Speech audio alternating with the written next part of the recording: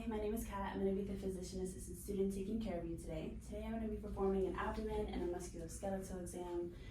Before we begin, I'm going to wash my hands. In the meantime, you take off your shirt, your shoes, and your socks. And if you have to empty your bladder, now would be the time to do so.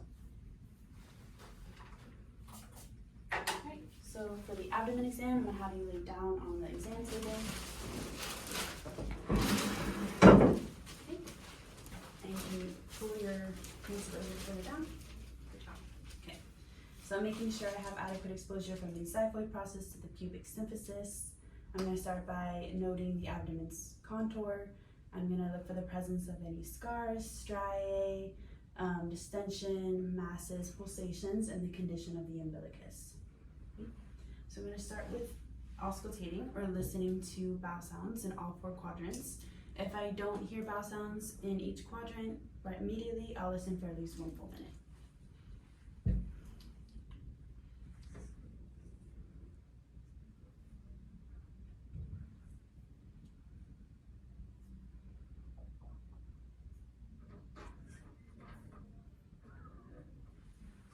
Alright, normal active bowel sounds were heard in all 4 quadrants.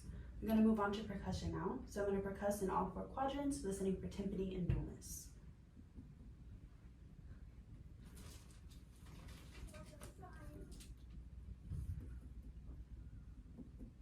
Okay. I'm going to percuss your spleen now for splenic enlargement. So I'm going to locate underneath the lowest intercostal space along the anterior axillary line. So for this, I just want you to take a deep breath in and then a deep breath out, and then I'm going to percuss the whole way. Okay, go ahead.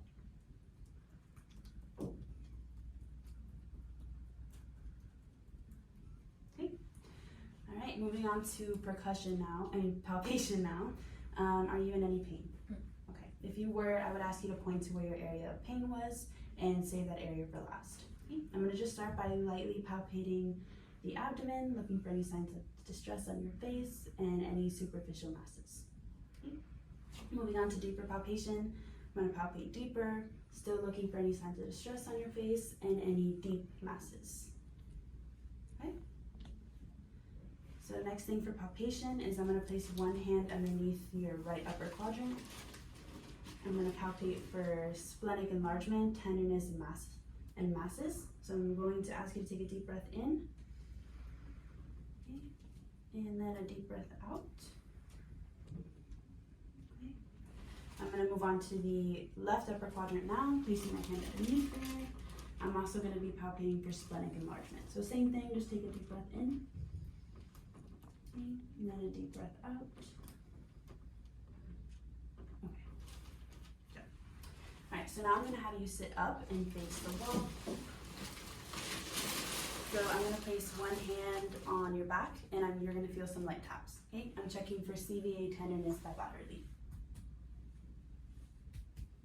All right, and now I'm going to perform a rectal exam. So that's the end of the abdomen exam. So I'm going to have you stand up and face me over here. All right, so we're going to move on to the musculoskeletal exam now. For this examination, I'm going to be inspecting and palpating for symmetry. Looking for any signs of inflammation, edema, effusions, deformities, malalignment of bone, tenderness, muscular atrophy, abnormal movements, the condition of surrounding tissue, crepitus, and the ease of range of motion. Okay?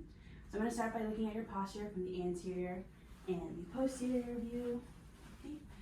I'm looking at the alignment of the shoulders and the pelvis. I'm going to look at the spinous processes, the paravertebral muscles, the trapezius, the scapula, and the sacrum. I'm going to move to the lateral side of your posture now, looking for the lordotic and the kyphotic curvatures. Okay. I'm going to move on to palpating your spine now, okay? So I'm going to palpate, move your hair a little bit, the spinous processes.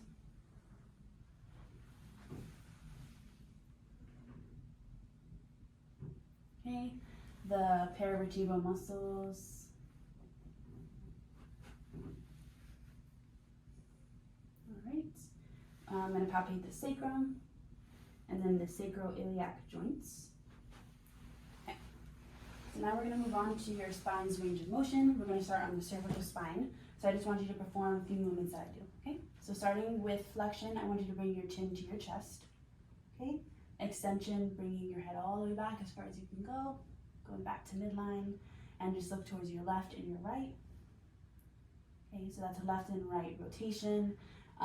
For lateral bending, I want you to bring your ear towards your shoulder. Okay, other side. So that's left and right lateral rotation. Okay, all right, so for thoracic and lumbar spine, I'm going to stand behind you and stabilize your hip joint. And I'll have you reach down and touch your toes. Flexion, and then for extension, just to reach back as far as you can go, like you're doing a back bend. Okay. For rotation, I want you to look over to the left and to the right. You can move your chest too. Okay. And then for lateral bending, I want you to glide your arm down your thigh. So left lateral bending, and then right lateral bending. Okay. All right, we're gonna move on to inspecting the upper extremities now. I'm gonna start by inspecting, and then I'll move on to palpation. So I'm gonna start with one arm and then move on to palpation on the other side, okay? All right, so I'm inspecting the clavicles, the acromion, acromioclavicular joint, the proximal head of the humerus, and the scapula. I'm looking at the area over the arms, the antecubital fossa, medial and lateral condyles, the olecranon process, and the proximal head of the radius, the forearm, looking at the radial and the ulnar styloid, the carpal bones, you can spread your fingers for me, looking at the anatomical snuff box, the metacarpals, and then the individual interphalangeal joints. Okay, now I'm going to move on to palpating everything I just named. Okay, starting at the clavicle, acromion, acromioclavicular joints, the bicipital groove or intertubercular groove with a tendon, okay, the area over the arm, the medial and the lateral epicondyles, the proximal head of the radius, the olecranon process, the area over the forearms, the radial and the ulnar styloids, the carpal bones, and then spreading your fingers, palpating the anatomical snuff box, the metacarpals, okay, and now the individual interphalangeal joints. All right, and then I would do everything the same on this arm, but we're gonna move forward. Okay.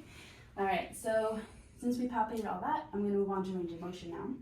For range of motion, we're gonna start on our shoulders. So same thing like before, just repeat the movements that I do. Okay. So for flexion, I want you to bring your arms up. Okay. Extension, bring it all the way behind you. All right. So abduction, I want you to bring your arms away from you, all the way up, and then adduction, bringing it back down, crossing at the midline. Okay.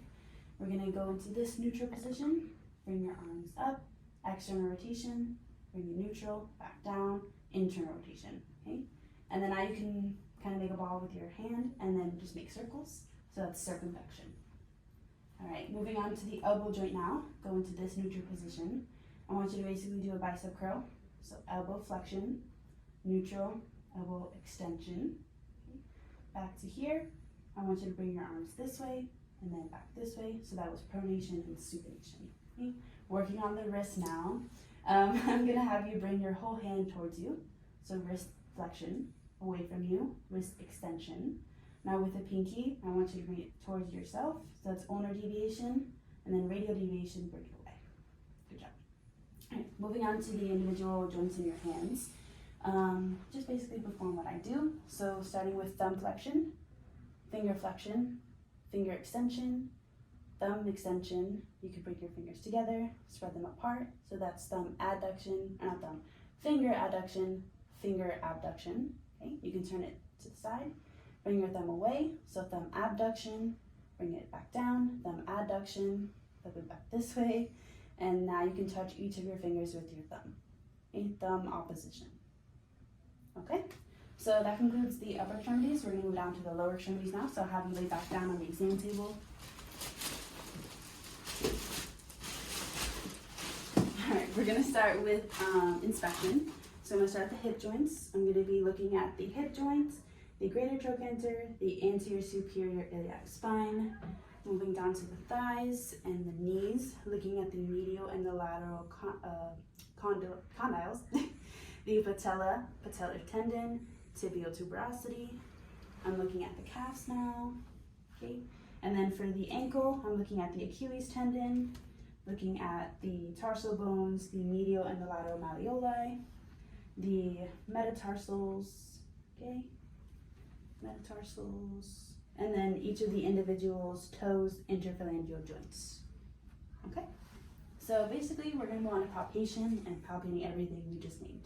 So at the hip, starting at the hip joint, the greater trochanter, the anterior superior iliac spine, palpating the thighs now, and moving on to the knees, palpating the medial and the lateral femoral condyles bilaterally, the patella, patellar tendon, the tibial tuberosity, the calves.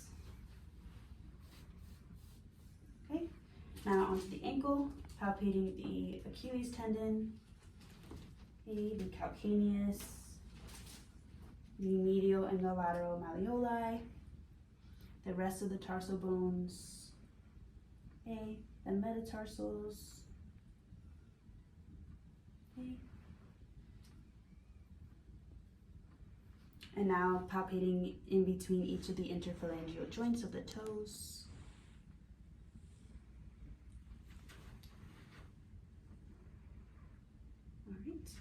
So that's palpation. We're now going to do range of motion of your hip and your knee. So I'm going to move your hip and knee in different directions, and I'll name the actions that I'm doing. So I'm going to start by bending your knee. So that's going to be knee flexion, bending into your hip. So hip flexion. I'm going to bring your knee out. So that's external rotation, internal rotation. Okay, extending your leg back down. So knee extension. I'm going to stabilize your hip. I'm doing hip abduction. Okay, hip adduction. Now I'm going to do everything again on this side. So I'm going to come on this side now. All right, I'm going to start by bending your knee. So knee flexion, hip flexion, external rotation, internal rotation, knee extension. We're going to start with hip abduction, hip adduction. Okay, I'm putting it back down. Now I'm going to ask you to turn on your side. You can face this wall to start. You can hold on to the exam table if you need. I'm just going to do knee extension. So I'm going to bring your leg back. All right, and then once again on the other side.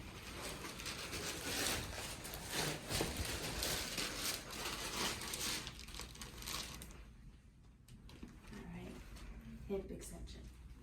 All right, you can lay back down. And then we're going to do your ankle now.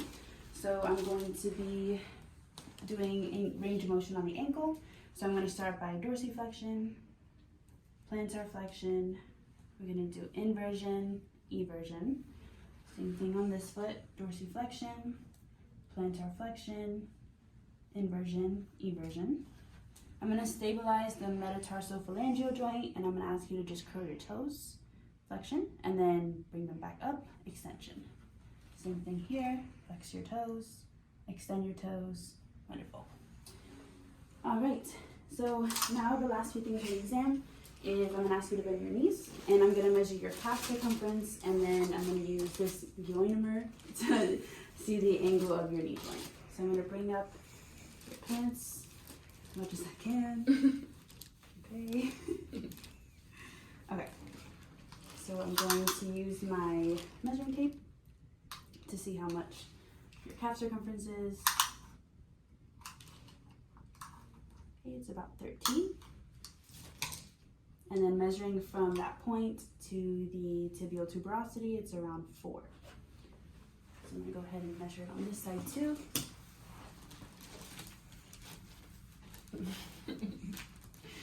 Okay, same thing. Okay, it's about 13.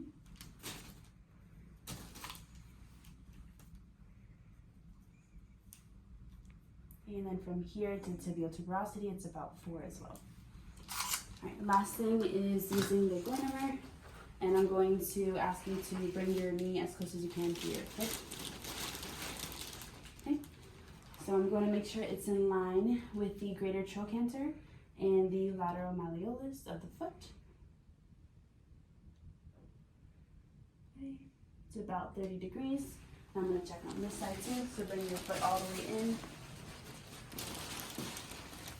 Again, making sure it's in line with the lateral malleolus and the greater trochanter. All right, so it's also about 30.